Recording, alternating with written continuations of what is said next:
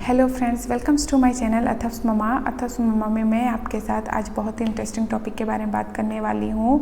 सो हमारा month by month जो pregnancy के डिस्कशन के बारे में हमने बताया था, इसमें हमने फर्स्ट एंड सेकंड का कवर कर लिया है। ये थर्ड मंथ ऑफ प्रेगनेंसी में मदर एंड फीटल डेवलपमेंट में क्या क्या चेंजेस आती हैं उस बारे में हम बात करेंगे। तो ये बहुत ही एक यूनिक पीरियड होता है। हमारे जो 3 ट्राइमेस्टर है मैंने बताया था, फर्स्ट, सेकंड एंड थर्ड। तो फर्स्ट की जो तिमाही रहती है इसमें मिसकैरेजेस के चांसेस भी बहुत होते हैं। तो मदर का और बेबी का बोथ का ख्याल रखना बहुत ही थोड़ा सा डिफ़िकल्ट होता है इसमें। और इसके साथ ही आपको बहुत अटेंशन बेबी के लिए भी देना पड़ेगा। अगर आप फर्स्ट बार ही प्रेगनेंसी हो रही है उसके लिए आपको कॉन्ग्रेचुलेट कहना चाहूँगी। और दूसरी बात ये है कि ये पीरियड भी बहुत एक जो बोलते हैं बहुत नाजुक पीरियड होता है, तो हमें बेबी का भी ख्याल रखना पड़ता है। तो इस पीरियड में आपको बहुत ही हेल्थी डाइट लेने हैं, उसके साथ आपकी डाइट स्किप नहीं करने वाली हैं। आप ये है कि एक समय पे ज़्यादा नहीं ले सकती, बट उसको थोड़ा सा पार्ट एक डिवाइडेड पार्ट करके थोड़ा थोड़ा ले सकती हैं। और जैसा हम कहें कि इस पीरियड में कुछ मदर की जो मॉर्निंग सिकनेस की प्रॉब्लम रहती है वो डिके हो जाती है, बट कुछ मदर में वो कंटिन्यू भी रहती है जो 4 एंड 5 मंथ तक भी जाती है, थोड़ा लॉन्गर होता है। बट ये पूरा टोटली ही बात करूँ तो ये पूरी ही नॉर्मल ही होती है। इसमें थोड़ा सा ऐसा नहीं है कि हमारी इतनी लॉन्ग प्रोसेस क्यों हो रही है। ये सारे के सारे जो प्रोसेस होते हैं हार्मोनल बेसिस ही होते हैं। आपकी हार्मोन की लेवल जितनी इंक्रीज होगी उस बेसिस पे ही आपके अलग सिम्टम्स भी दिखाई देंगे, क्योंकि मैंने कहा था body to body and person to person ये थोड़ी डिफ़र करती हैं। और सब में मदर को कंसेप्शन के बाद सेम प्रॉब्लम्स नहीं दिखाई देंगी। किसी में मॉर्निंग सिकनेस की प्रॉब्लम होती है, किसी को फीवर, किसी को कॉमन कोल्ड, किसी को nasal congestion and different type के प्रॉब्लम्स मदर्स को अराइजेस। तो हम बात कर रहे थे third month of pregnancy. Third month of pregnancy में मदर बहुत सी ऐसी सिम्टम्स अपने बॉडी में और चेंजेस पाती हैं, जिसकी हम बात करें तो फर्स्ट है मॉर्निंग सिकनेस। मॉर्निंग सिकनेस जैसे मैंने कहा था थर्ड मंथ में कुछ मदर्स का कम हो जाता है। मॉर्निंग सिकनेस की जो प्रॉब्लम रहती है वो टोटली कम हो जाती है, बट कुछ मदर में उसकी कंटिन्यू बनी रहती है और 2 से 4 वीक्स भी लग जाते हैं किसी मदर को। देन क्योंकि ये टोटली बॉडी टू बॉडी ही डिफ़र करता है, इसके वजह से किसी का थोड़ा लॉन्गर भी हो सकता है। देन सेकेंड इसका होता है आपके फैटिक की फील होगी। फैटिक मीन्स आपको बहुत टायर्डनेस लगेगा, क्योंकि जो हमारे अंदर जो बेबी है उसके लिए हमें उसके ग्रोथ एंड डेवलपमेंट, उसके ब्लड सप्लाई के लिए और एक्स्ट्रा न्यूट्रिएंट्स उसको चाहिए होते हैं, जिससे हमारे शुगर्स लेवल भी कम जाते हैं और हमारी टोटली ब्लड सप्लाई भी बेबी को भी जाती है, जिसके वजह से हमें टायर्ड फील होता है। सो थर्ड सिम्टम्स जो है हमारा लॉस ऑफ ब्लैडर कंट्रोल, क्योंकि ब्लैडर जब हमारी यूटेरस में धीरे धीरे यूटेरस की साइज बढ़ती है तो उसका एक्सकर्टेड उसका प्रेशर जो पड़ता है ब्लैडर पे पड़ता है, जिसके वजह से आपको यूरिन अर्जेंसी की प्रॉब्लम्स दिखाई देती है और उसके साथ आपकी यूरिन की जो फ्रीक्वेंसी है वो भी बढ़ती है। आपको टाइम इंटरवल, कुछ ही टाइम इंटरवल में 5 मिनट्स, 10 मिनट्स, ऐसा भी हो सकता है 2 मिनट्स में भी आपको अर्जेंसी की प्रॉब्लम्स दिखाई हो। ये टोटली ये नॉर्मल होता है। इसका ये नहीं कि आपको अर्जेंसी की फीलिंग हो रही है तो आपको अपना जो वाटर का इंटेक लेवल है वो कम करना है, उसको कंटिन्यू आपको रखना है। जितनी वाटर की आपको इंटेक करोगे आप उतना ही बेबी के लिए भी अच्छा होता है। तो सफिशिएंट प्लेंटी ऑफ वाटर आप लीजिए, जिससे कि जो वाटर की जो एक लेवल रहती है वो लेवल कम्प्लीटली आपके बॉडी में अच्छी से रहे। अगर आपको मॉर्निंग सिकनेस की प्रॉब्लम हो रही है तो आप लिक्विड टाइप की डाइट ज़्यादा ले सकते हैं, और उसमें मोस्ट ज़्यादा इम्पॉर्टेंट है आपको वाटर लेना है और विटामिन सी सॉल्युबल आपको जैसे कि कुछ जूसेस मिल जा रहे हैं, और उससे एडेड अगर आपको कुछ जो सॉल्यूशन हमें मिलते हैं तो आप वैसे लिक्विड भी ले सकती हैं। विटामिन सी आपको इजीली आपको मिलेगा, जिससे कि मॉर्निंग सिकनेस की प्रॉब्लम भी थोड़ी कम हो जाती है। फोर्थ सिम्टम्स जो है हमारा कॉन्स्टिपेशन का प्रॉब्लम होता है। कॉन्स्टिपेशन तो देखिए ऐसे में हमें प्रेगनेंसी में सब कुछ हमारी डाइट तो प्रेगनेंसी से पहले पूरी नॉर्मल रहती है, बट आफ्टर ही ऐसी सारी कंडीशंस और ऐसी सारी प्रॉब्लम्स भी आते हैं।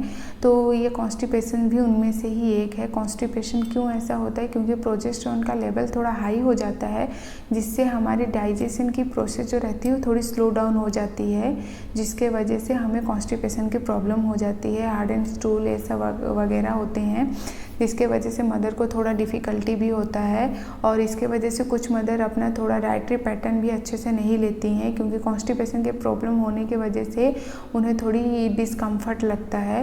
देन उससे हम क्या कर सकते हैं, डिस्कम्फर्ट और हमारी किस वजह से और हो सकती है कॉन्स्टिपेशन की प्रॉब्लम, एक हमारा जो आयरन सप्लीमेंट्स होता है उससे भी कॉन्स्टिपेशन की प्रॉब्लम होती है। तो कॉन्स्टिपेशन को थोड़ा रिलीफ करने के लिए आप प्लेंटी ऑफ वाटर ले सकते हैं एंड आयरन के एब्जॉर्प्शन के लिए आप विटामिन सी ले। फिफ्थ वन जो है हमारा वेजाइनल डिस्चार्ज। वेजाइनल डिस्चार्ज जो है आफ्टर प्रेगनेंसी ये एक नॉर्मल सिम्टम्स ही है, इससे कोई प्रॉब्लम नहीं होती, ये पूरा सेफ है। अगर इसके कलर में वेरिएशन है, ब्राउनिश, डार्क रेडिश ऐसा कुछ है और स्पॉटिंग जैसा कुछ है, तब आपके लिए थोड़ी सी ये कंसर्न की बात हो सकती है। आप तब अपने गायनेको से बात कर सकते हैं, बट उससे पहले ये टोटली सेफ है, आपको इससे कुछ भी ऐसा घबराना नहीं है। ये हमारी जो इन्फेक्शंस हमारी बॉडी में यूटेरस से जाके बेबी को कुछ भी इन्फेक्शन होना रहता है उससे प्रिवेंशन होती है। 6 one is leg cramps. Leg cramps and pain may be very common during pregnancy, mostly at a night time. Night time आपको फील करेंगे कि मदर्स उनको थोड़ी बॉडी में जैसे लेग में बहुत थोड़ी पेन होगी। और ऐसा पेन क्यों होता है, क्योंकि पोटेशियम एंड आयरन रिच जो फूड हैं उसके जो सोर्सेस है हम डाइटरी पैटर्न में पूरी नहीं लेते हैं, हमारा कंप्लीट नहीं होता है, जिसकी वजह से हमें थोड़ी ऐसी प्रॉब्लम अराइजेस होंगी। तो आप अपनी डाइटरी पैटर्न में iron and potassium rich food लीजिए, जिससे आपको इस प्रॉब्लम से फेस ना करना पड़े। एंड सेकेंड, आप जेंटल मसाज थोड़ी कर सकते हैं और जेंटल एक्सरसाइजेस कर सकते हैं। जेंटल एक्सरसाइज में आप जैसे कि थोड़ी सी वॉक कर लें ऐसे ही इजीली, या थोड़ा सा ऐसा हैंड और लेग का थोड़ा मूवमेंट कर लें, क्योंकि इसमें थोड़े ज़्यादा ही हैवी एक्सरसाइज आपको नहीं करने होते हैं, जिसमें आपकी बॉडी और लिगामेंट्स को थोड़ा ज़्यादा ही वर्कलोड लेना पड़े। तो आप इसमें थोड़े ईजी थोड़े लाइट एक्सरसाइज कर सकते हैं, जिसके वजह से आपको थोड़ा रिलीफ मिले, या थोड़ी सी ऐसे ऑयल लेके उसकी मसाज ले सकते हैं, जिससे आपको थोड़ा बेटर फील हो, कंफर्ट फील हो सके। So next one is lower abdominal pain and back pain. Lower abdomen and back pain ऐसा क्यों होता है, क्योंकि जैसे जैसे हमारी फीटल की थोड़ी ग्रोथ बढ़ती है हमारे बॉडी में, हमने कहा था सब कुछ है डिपेंडेंट किसके ऊपर होता है, हार्मोन्स के ऊपर। तो हार्मोनल लेवल जैसे चेंजेस होते हैं उससे जो स्ट्रेचेस, एक्स्ट्रा स्ट्रेचेस जो पड़ते हैं वो लिगामेंट्स एंड टेंडन्स पे पड़ते हैं, और वो लीड्स क्या करते हैं आपके जैसे कि abdominal pain and back pain arises होता है। तो ये टोटली ये हार्मोन्स के ऊपर होता है, और इससे क्या होती है आपके जो बेबी का जो एनलार्ज प्रेशर होता है वो भी आपके लोअर एब्डोमेन पे थोड़ा ज़्यादा रहता है, जिसके वजह से आप इजीली किसी चीज़ को लेने के लिए बेंड नहीं हो सकती, थोड़ा सा आपको डिफ़िकल्ट फील होता है, थोड़ा सा उसमें एनर्जी लगाना पड़ता है। तो इसलिए आपको उसके लिए आप थोड़ी सी लाइट इम्पैक्ट की जो एक्सरसाइजेस होती हैं वो आप कर सकती हैं, but prior consultation of your doctor, gynaeco और कोई एक्सपर्टीज़ अगर हैं तो आप उससे भी कंसल्टेशन लेने के बाद ही कुछ एक्सरसाइजेस कर सकती हैं, क्योंकि ट्राइमेस्टर वाइज भी सारे एक्सरसाइजेस भी अलग अलग होते हैं। ऐसा नहीं कि आपको पूरी एक्सरसाइज की नॉलेज हो उसके बाद ही आपको करना चाहिए। नेक्स्ट चेंजेस के बारे में बात करें जो है हमारा मूड स्विंग।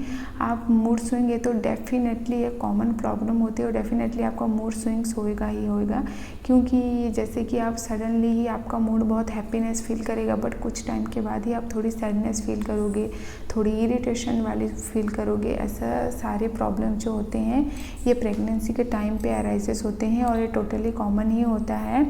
तो आप थोड़े अपने आप को ही थोड़े काम रखो, पॉजिटिव थिंकिंग रखो, कुछ अच्छी अच्छी स्टोरी सुना कीजिए, और थोड़ी समय के लिए कुछ म्यूज़िक सुन लीजिए, जिससे कि आपको थोड़ा अच्छा लगे और थोड़ा काम और कंफर्ट फील हो सके।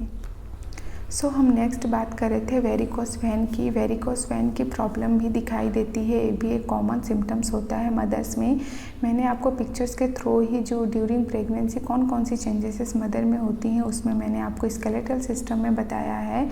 तो मोस्ट कॉमन कॉज ये क्यों होता है, क्योंकि जो आपका एनलार्ज प्रेशर होता है वो जो यूटेरस है एक्सपैंड होता है। एक्सपैंड होने की वजह से जो हमारी ब्लड वेसल्स रहती है जिसके थ्रू ब्लड का सर्कुलेशन हमारी बॉडी में होता है, ब्लड वेसल्स को वो थोड़ा कंप्रेस करता है, जिसके वजह से ब्लड सर्कुलेशन जो होनी रहती है उस वेन्स में थोड़ी स्वेलिंग्स आ जाती है और ये कॉज करता है आपको, जिसमें वेन स्वेलिंग होने के वजह से वेरिकोज वेन की प्रॉब्लम्स दिखाई देती है और प्रॉपर ब्लड सर्कुलेशन नहीं हो पाता है, क्योंकि एनलार्ज जो यूटेरस का जो प्रेशर है वो हमारे लोअर एब्डोमेन पे पड़ता है, उसके साथ वो कंप्रेस कर देता है ब्लड वेसल्स को और ऐसी वेरिकोज वेन की प्रॉब्लम्स अराइजेस होती है। तो इसके लिए आप माइल्ड थोड़ा सा वॉक कीजिए किसी भी समय पे। ज़्यादा अगर आप बैठे रहेंगी तो ब्लड सर्कुलेशन भी अच्छे से नहीं हो पाएगा, तो आप थोड़ा सा मूवमेंट भी किया कीजिए, बीच बीच में थोड़ा रेस्ट भी चाहिए। उसके साथ आपको जब टाइम मिले, थोड़ा कुछ नहीं मिले तो आपको इधर से उधर थोड़ा सा मॉर्निंग वॉक ही करना। सो नेक्स्ट बात करेंगे food craving. Food craving is the most common symptoms during pregnancy. कुछ मदर्स को फूड क्रैबिंग्स में कुछ स्पाइसी खाने का मन करता है, तो किसी को थोड़ा लाइम टाइप के, जैसे थोड़ी सी लेमन ले लो, आप स्वीट लेमन ले लो या पिकल ले लो, ऐसे थोड़े खाने के मन करते हैं। किसी को हंगर ज़्यादा लगती है तो किसी को थोड़ा हंगरनेस कम लगता है, लॉस ऑफ एपेटाइट होता है। ऐसी सारी प्रॉब्लम्स हमें डाइटरी पैटर्न में देखने को मिलेगी मदर को फूड क्रैबिंग की। किसी के लाइक और डिसलाइक्स भी मिलते हैं। मदर को कुछ फूड्स से ऐसी एलर्जी रहती है कि उनके टेस्ट और इवन उस फूड को देखते ही उन्हें वोमिट जैसी और नौजिया जैसी फीलिंग आती है। तो आप ऐसी सारी डाइट जो हैं आपको जिससे थोड़ी सी प्रॉब्लमेटिक डिस्कम्फर्ट फील हो, आप उनको अवॉइड कीजिए। बट जो आपके लिए मोस्ट इम्पॉर्टेंट है और आपकी बेबी के लिए, आप वैसे डाइटरी पैटर्न एडिट कीजिए और उसके साथ अपनी कंप्लीट डाइट। नेक्स्ट बात करेंगे अभी fetal development at the 3rd month of pregnancy.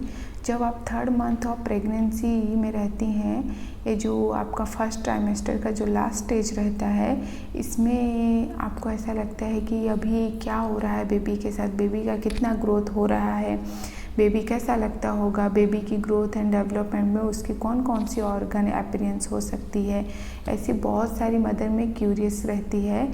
तो चलिए आज हम उसी बारे में ही बात करेंगे कि बेबी में कौन कौन से चेंजेस आते हैं और बेबी के क्या क्या growth and development 3rd month of pregnancy. 3rd month of pregnancy में फीटल में क्या क्या चेंजेस आएंगे और क्या क्या ग्रोथ एंड डेवलपमेंट देखने को मिलेगा।